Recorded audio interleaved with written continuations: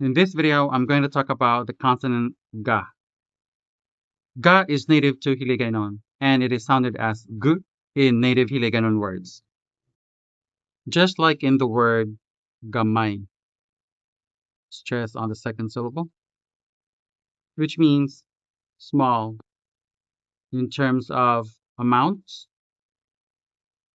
or number or size. So again, g, gamay, g, gamay. However, there are instances when the consonant ga is sounded in the same way as the consonant ha.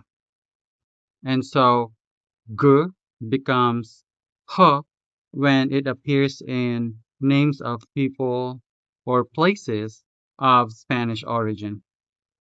So the letter G in this Spanish name is sounded as h rather than the native Hiligaynon g.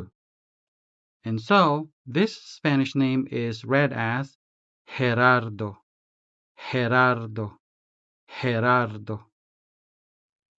Likewise, the consonant ga is also influenced by the English sound G. So the G in the English name is sounded as J and not the native Hiligaynon G. So this name is sounded as Gerald, Gerald, Gerald.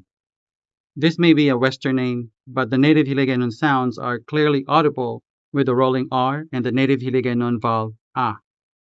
Gerald, Gerald, Gerald. So to recap, the letter G as a consonant in Hiligaynon, it is sounded as G. However, in names of Spanish origin, it is sounded as H. And names and loanwords of English origin, it is sounded as J. Send my regards to your best friend Gerardo and his twin brother Gerald.